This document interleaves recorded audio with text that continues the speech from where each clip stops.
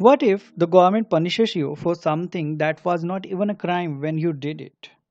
And do you know, even the state cannot change the rule after the game is played. This is the constitutional guarantee under Article 20 of Indian Constitution. So hello everyone, welcome back. Welcome to part 48 of our Indian Polity lecture series and part 7 of Fundamental Rights.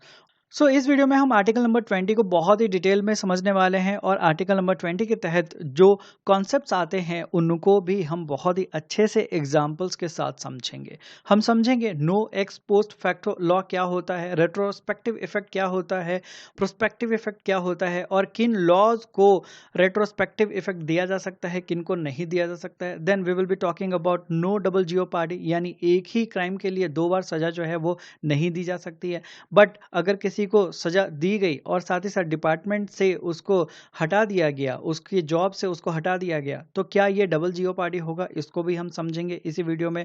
और साथ ही साथ हम समझेंगे no self incrimination के बारे में, यानी आपको आपके खिलाफ ही गवाही देने के लिए मजबूर नहीं किया जा सकता है। ये सारी बातें जो हैं आर्टिकल नंबर 20 के तहत आती हैं। इन चीज़ों को डिटेल में जानने के लिए इस वीडियो को बिना स्किप किए हुए लास्ट तक जरूर देखें। Article number 20, protection in respect of conviction for offences, यानी आपने कोई ऑफेंस किया है उसके रिस्पेक्ट में ये आर्टिकल जो है वो आपको प्रोटेक्शन प्रोवाइड करता है according to the procedure established by law. ठीक है, कानून के हिसाब से यहाँ पे सारी चीजें चलेंगी।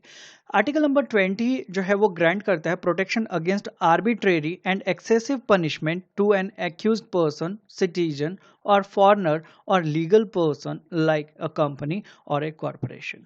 ठीक है, आर्टिकल नंबर 20 प्रोटेक्शन प्रोवाइड करता है किसी भी पर्सन को। किसी भी पर्सन में कौन कौन इंक्लूड हो जाएंगे, मतलब कोई सिटीजन या कोई फॉरेनर या लीगल पर्सन लाइक कोई कंपनी या कॉर्पोरेशन, इन सबको आर्टिकल नंबर 20 जो है वो मिला हुआ है। तो आर्टिकल नंबर 20 कहता है कि आपको मनमाने तरीके से सजा नहीं दी जा सकती है या फिर आपको कानून के हिसाब से जो प्रिस्क्राइब सजा है उससे ज़्यादा एक्सेस में सजा नहीं दी जा सकती है। ये प्रोटेक्शन हम प्रोवाइड कर रहे हैं bye article 20 of Indian constitution. ठीक है, और आर्टिकल 20 के अंदर 3 टाइप के प्रोटेक्शन जो है वो आ जाते हैं। पहला आ जाता है no ex post facto law, दूसरा आ जाता है नो डबल जियोपार्डी एंड तीसरा आ जाता है no self incrimination. Article number 20 clause 1 बात करता है about no ex post facto law. इसका मतलब क्या है कि आर्टिकल नंबर 20 क्लॉज 1 में कहा गया है that no person shall be convicted for an act which was not an offence at the time it was committed. इसका मतलब क्या हो जाता है, इसका मतलब हो जाता है कि किसी भी पर्सन को ऐसे काम के लिए, ऐसे कार्य के लिए दोषी नहीं ठहराया जा सकता है जो उसके किए जाने के समय अपराध नहीं था। यानी आपने कोई एक्ट किया, वो आज के टाइम पे क्राइम नहीं है, वो कोई अपराध नहीं है और आगे जाके उस चीज को अपराध घोषित कर दिया गया सरकार के द्वारा, तो आपने ये काम पहले किया था, पास्ट में किया था और उस समय ये काम जो है वो क्राइम नहीं था, इसीलिए आपको उस चीज के लिए सजा जो है वो नहीं दी जा सकती है। ये कहा जा रहा है आर्टिकल 20 क्लॉज 1 के तहत। ठीक है, साथ ही साथ इस आर्टिकल में कहा गया है that no person shall be given a greater punishment than what was prescribed at the time of commission of the offence, यानी आपने कोई गलती की और उस गलती के लिए जो प्रिस्क्राइब्ड सजा है वही सजा आपको दी जाएगी, आपको उससे ज़्यादा सजा जो है नहीं दी जाएगी। आपने जब क्राइम किया और उस क्राइम के लिए जो पर्टिकुलर सजा बताया गया है लॉ बुक में, वही सजा आपको दी जाएगी। 2 साल तो 2 साल ही। ऐसा होता है अगर कि बाद में सरकार उस सजा को बदल के 5 साल कर देती है, तो आपको आगे जाके सजा जो है 5 साल नहीं काटनी है, वो 2 साल की ही सजा रहेगी। ठीक है, इसको अब और क्लियर वे में हम समझेंगे एग्जाम्पल से। तो example number 1, no person shall be convicted for an act which was not an offence at the time it was committed. तो यहाँ पे हम एग्जाम्पल लेते हैं हमारे कैरेक्टर ललन पीटर का। ललन पीटर जो है वो 23 जनवरी 2023 को स्मोक और ड्रिंक करते हुए फोटो जो है अपने फ्रेंड्स के साथ सोशल मीडिया पे पोस्ट करता है। ठीक है, और जब इसने ये चीज़ें पोस्ट की उस समय तक ऐसी फोटो अपलोड करना कोई क्राइम नहीं थी। बट आगे जाके 2026 में अगर सरकार को ये लगता है कि ऐसी चीज़ें नहीं होनी चाहिए और सरकार ने ऐसा नया लॉ बना दिया है, नया रेगुलेशन बना दिया है कि कोई भी पर्सन ड्रिंकिंग और स्मोकिंग करते हुए अपनी फोटो अगर सोशल मीडिया पे डालेगा तो उसे क्रिमिनल ऑफेंस माना जाएगा और मिनिमम 2 साल की सजा दी जाएगी। तो ऐसे केस में क्या ललन पीटर को सजा मिल सकती है? तो साफ सा आंसर है नहीं। ठीक है, क्योंकि आर्टिकल नंबर 20 क्लॉज 1 जो है इस चीज को अलाउ नहीं करता है। ललन पीटर ने ये जो काम किया था ये 2023 में किया था और 2023 में ऐसे फोटो सोशल मीडिया पे अपलोड करना कोई क्राइम नहीं था। ठीक है, तो ये क्राइम जो हुआ वो पास्ट का है, उस समय तक ये एक्चुअली में क्राइम था ही नहीं। और 2026 में ये लॉ बना है, तो इस लॉ को इम्पैक्ट में लाया जाएगा फ्रॉम 2026 ऑनवर्ड्स, यानी 2026 और उसके बाद जो भी कोई ऐसी फोटो ड्रिंक और स्मोक करते हुए सोशल मीडिया पर डालेगा तो उसको क्रिमिनल ऑफेंस मान के मिनिमम 2 साल की सजा जो है वो सुनाई जाएगी। ठीक है, सो आई होप कि इस एग्जाम्पल से ये कॉन्सेप्ट आप क्लियरली समझ गए होंगे। ठीक है, then example 2, no person shall be given a greater punishment than what was prescribed at the time of commission of the offense। तो यहाँ पे हम एग्जांपल लेते हैं, ललन पीटर जो है मान लेते हैं कि उसने कोई चोरी की थी और उस चोरी की सजा 2023 में 3 इयर्स की थी। ठीक है, इसने क्राइम कब किया? 2023 में। और जो उसने क्राइम किया उसके लिए सजा कितनी थी? 3 साल। और वो सजा उसको दी गई। कोर्ट में ये केस चला और कोर्ट ने फाइनल जजमेंट दे दिया और कहा कि इस काम के लिए इस पर्सन को 3 साल की सजा दी जा रही है। आगे क्या होता है कि 2026 में हम मानते हैं कि सरकार जो है वो नया रूल पास करती है और कहती है कि इस टाइप की चोरी अगर कोई करेगा तो उसके लिए सजा जो है वो 7 साल की होगी। तो क्या यहाँ पे ललन पीटर को 7 साल के लिए सजा दिया जाएगा? तो जी नहीं। क्यों? क्योंकि आर्टिकल नंबर 20 क्लॉज 1 जो है वो कहता है कि किसी पर्सन ने जो गलती की है और उसके हिसाब से रूल बुक में जो सजा है वही उसको दी जाएगी। बाद में सजा में अगर चेंज लाया जाता है, सजा को बढ़ाया जाता है, तो वो सजा जो है उन पर्सन्स को नहीं दी जाएगी जिन्होंने पास्ट में वो गलती की है। ठीक है, तो यहाँ से क्लियर हो गया कि ललन पीटर को 7 साल की सजा नहीं दी जाएगी क्योंकि उसने पास्ट में क्राइम जो है किया था और उस क्राइम के लिए जो प्रिस्क्राइब्ड सजा थी वो उसको दे दी गई है, फाइनल जजमेंट उसका हो गया है। ठीक है, तो ये चीज आपको ध्यान में रखनी है। हाँ, 2026 से और आगे जो भी कोई ऐसी गलती करेगा उसके लिए सजा जो है वो 7 साल का रखा जाएगा। जब भी जजमेंट दिया जाएगा तो उस केस में 7 साल का जेल जो है, पनिशमेंट जो है वो सुनाया जाएगा उन लोगों को जो ऐसे एक्टिविटीज में इन्वॉल्व होंगे। सो अब हम बात करेंगे प्रोस्पेक्टिव इफेक्ट की एंड रेट्रोस्पेक्टिव इफेक्ट की। प्रोस्पेक्टिव इफेक्ट क्या होता है कि जब भी कोई कानून बनाया जाता है, जिस दिन वो कानून बन गया उसके फ्यूचर डेट में वो अप्लाई होगा। ठीक है, उस दिन और उसके आगे के दिनों के लिए ये एप्लीकेबल हो जाता है। प्रोस्पेक्टिव इफेक्ट में जो लॉज होते हैं उसमें आप पास्ट से उनको अप्लाई नहीं कर सकते हो। ठीक है, बट रेट्रोस्पेक्टिव इफेक्ट में क्या होता है कि कोई कानून आज बनाया गया और इसको पास्ट में भी अप्लाई किया जा सकता है और फ्यूचर में भी अप्लाई किया जाएगा। ठीक है, तो रेट्रोस्पेक्टिव इफेक्ट में क्या होगा कि कोई कानून आज बना है और उसको पास्ट डेट से अप्लाई किया जा सकता है और फ्यूचर में भी वो अप्लाई होगा। But with respect to prospective effect, आज अगर कानून बना है तो पास्ट में वो अप्लाई नहीं होगा, सिर्फ फ्यूचर में वो अप्लाई होगा। ओके, ये सिर्फ आगे मूव होगा, जिस दिन बना था उस दिन के आगे, और रेट्रोस्पेक्टिव इफेक्ट जो है, कानून जो है वो आगे पीछे दोनों जगह पे मूव होगा। और हम देखते हैं कि रेट्रोस्पेक्टिव इफेक्ट जो है वो नहीं दिया जा सकता है in case of criminal laws. जैसा कि हमने अभी ललन पीटर के केस में देखा कि उसको 3 साल की सजा दी गई थी, तो बाद में 2026 में सजा जो है 7 साल की उसी क्राइम के लिए अगर कर दी गई है तो सरकार उसको 7 साल की सजा नहीं देगी, क्योंकि वो पास्ट डेट हो गया। तो रेट्रोस्पेक्टिव इफेक्ट जो है क्रिमिनल लॉज को नहीं दिया जा सकता है, ये बात आपको समझनी है। प्रोस्पेक्टिव इफेक्ट जो है वही सिर्फ एप्लीकेबल है in case of criminal laws. तो रेट्रोस्पेक्टिव इफेक्ट में किन किन चीजों को अप्लाई किया जा सकता है? तो जो नॉन क्रिमिनल केसेस हैं, जो सिविल केसेस हैं, उनसे रिगार्डिंग अगर लॉ में चेंज लाया जाता है तो उसको पास्ट डेट से भी अप्लाई किया जा सकता है। फॉर एग्जांपल, गवर्नमेंट जो है वो टैक्स लॉ को चेंज करती है और कहती है कि पिछले इतने तारीख से ये चीज जो है वो अप्लाई होगा, तो वो अप्लाई हो जाएगा, वो अनकॉन्स्टिट्यूशनल नहीं रहेगा, वो कॉन्स्टिट्यूशनल रहेगा। ठीक है। साथ ही साथ मान लेते हैं कि 2026 में फाइनेंस एक्ट में कुछ अमेंडमेंट लाया गया और सरकार ने कहा कि 2024 से हम इस अमेंडमेंट को लागू कर रहे हैं, तो वो क्या हो गया? वो रेट्रोस्पेक्टिव इफेक्ट हो गया और वो अप्लाई होगा, वो कॉन्स्टिट्यूशनल होगा। ठीक है। सो आई होप कि आपको ये पॉइंट जो है वो क्लियर हो गए हों। Now we will be talking about Article 20 Clause 2. Article 20 Clause 2 बात करता है नो डबल जियोपार्डी की। नो डबल जियोपार्डी का मतलब क्या है? A person can not be punished twice for the same offence. यानी आपने एक गलती की है तो एक ही गलती के लिए आपको 2 बार सजा नहीं दी जा सकती है। ठीक है।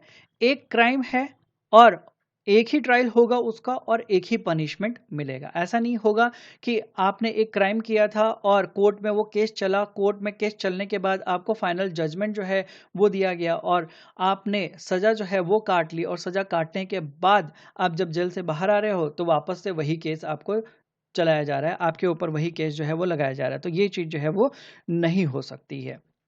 आपको एक ही गलती के लिए 2 बार सजा जो है वो नहीं दी जा सकती है। बट इसके अंदर कुछ चीजें आपको और क्लियरिटी से समझना है। ठीक है। सबसे पहली चीज समझना है, नो डबल जियोपार्डी का मतलब no two punishments for the same crime और same act. Okay. So actually में ये क्या प्रोवाइड करता है? तो हम देखते हैं कि अगर आपने कोई ऑफेंस किया है, कोई आपसे गलती हुई है और कोर्ट में वो केस चला, कोर्ट ने आपको पनिशमेंट दे दिया, तो गवर्नमेंट वापस से आपको उसी गलती के लिए पनिश नहीं कर सकती है। ओके। एग्जाम्पल से समझते हैं। मान लेते हैं कि एक गवर्नमेंट एम्प्लॉय है, उसने ब्राइब लिया, उसने घूस लिया और क्रिमिनल कोर्ट ने उसको कन्विक्ट घोषित किया और 3 साल की उस पर्सन को सजा दी गई। ठीक है। तो कोर्ट के द्वारा उसको सजा कितनी दी गई? 3 साल। यानी कोर्ट का प्रोसीजर जो है वो फॉलो किया गया। देन डिपार्टमेंट जो है उस पर्सन को रिमूव कर देती है उसकी सर्विस से। तो क्या ये डबल जियोपार्डी में कंसिडर होगा? तो जी नहीं। यहां पे 2 सजा नहीं दी गई है, एक्चुअली में उसको सजा जो है यही दी गई है। और रूल बुक के अनुसार ये कहा गया था कि जब भी कोई पर्सन ब्राइब लेता हुआ पकड़ा जाएगा तो गवर्नमेंट डिपार्टमेंट जो है उसको उसके पोस्ट से रिमूव कर देगी। तो यहाँ पे ये दोनों चीजें जो है उसके ऊपर अप्लाई होगी और वो डबल जियोपार्डी के लिए क्लेम नहीं कर सकता है। वो ये नहीं कह सकता है कि मैंने तो बस ब्राइब लिया था और मुझे जेल भी दिया गया और मेरी सर्विस भी छीन ली गई। ऐसा वो क्लेम नहीं कर सकता है। ठीक है। क्यों वो ऐसा नहीं कर सकता है? क्योंकि डबल जियोपार्डी में कहा गया है कि क्रिमिनल कोर्ट जो पनिशमेंट देगी वही आपको वापस नहीं दे सकती है। ठीक है। यानी जो प्रोसीजर फॉलो किया गया है कोर्ट के द्वारा और कोर्ट के द्वारा जो जजमेंट दिया गया है वही चीज आपके ऊपर वापस नहीं किया जा सकता है। ठीक है। तो जेल किसके द्वारा दिया गया है? क्रिमिनल कोर्ट के द्वारा दिया गया है। एंड डिसमिस जो है किसके द्वारा किया गया है? वो डिपार्टमेंटल एक्शन है। तो डिपार्टमेंटल एक्शन के अगेंस्ट में आप डबल जियोपार्डी जो है वो क्लेम नहीं कर सकते हो। ठीक है। सो ये 2 टाइप की प्रोसीडिंग्स है, इसीलिए ये वैलिड है। आर्टिकल नंबर 20 क्लॉज 2 जो है वो स्टॉप नहीं करता है डिपार्टमेंटल पनिशमेंट को। सो एक और एग्जांपल हम लेते हैं और इस चीज को और क्लियर वे में समझते हैं। मान लेते हैं कि एक पर्सन ने एक फेक डॉक्यूमेंट जो है वो बनाया जो कि क्राइम है अंडर आईपीसी सेक्शन एक्स।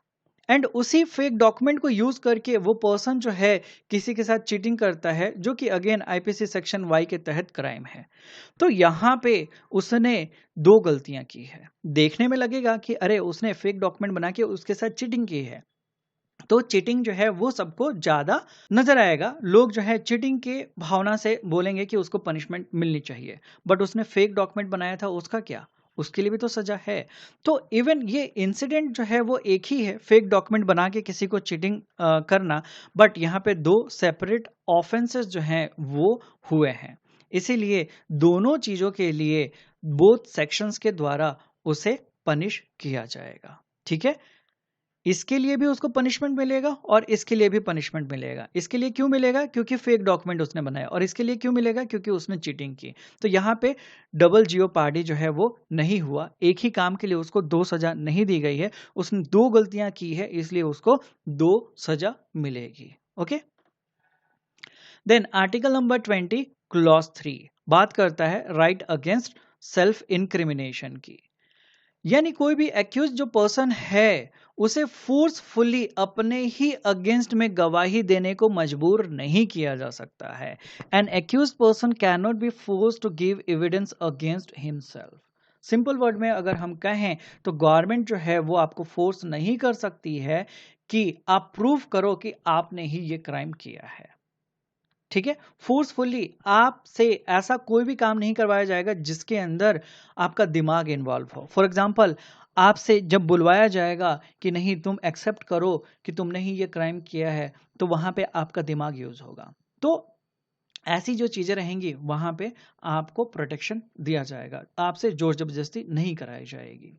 ठीक है, उसी तरीके से हम देखते हैं कि नार्को टेस्ट में भी क्या होगा, दिमाग यूज करेगा वो बंदा क्योंकि वो बोलेगा, तो वहां पे भी जोर जबरदस्ती जो है वो नहीं की जा सकती है। ठीक है, बट फिजिकल एविडेंस अगर कलेक्ट करने हो तो आपके साथ जोर जबरदस्ती हो सकती है। फॉर एग्जाम्पल, थंब इंप्रेशन जो है वो आप देने से मना कर रहे हो तो आपसे जोर जबरदस्ती करा के थंब इंप्रेशन लिया जा सकता है, आपके सिग्नेचर जो है लिए जा सकते हैं, फिंगरप्रिंट्स लिए जा सकते हैं, ब्लड सैंपल लिए जा सकते हैं, मेडिकल एग्जामिनेशन जो है वो आपका करवाया जा सकता है, डॉक्यूमेंट जो है वो सीज किए जा सकते हैं, and material objects like weapon जो है वो भी सीज किया जा सकता है।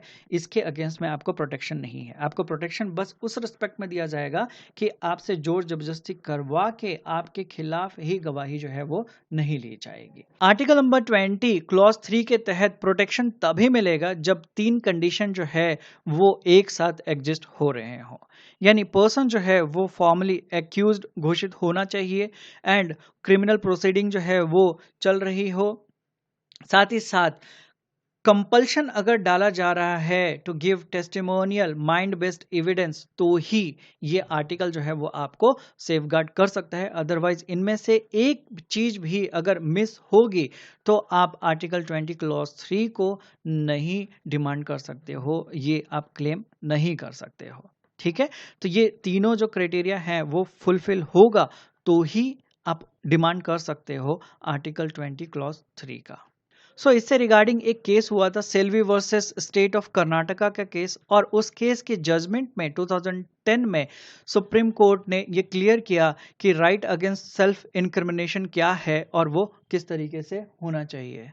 इशू क्या था कि पुलिस जो है वो साइंटिफिक टेक्निक यूज कर रही थी, नार्को एनालिसिस, पॉलीग्राफ यानी लाई डिटेक्टर का, ब्रेन मैपिंग का, एंड क्वेश्चन जो है वो एराइज हुआ कि पुलिस क्या किसी एक्यूज पर्सन को फोर्सफुली ये चीजें करने को कह सकती है, ये टेस्ट जो है वो उनके ऊपर अप्लाई किया जा सकता है।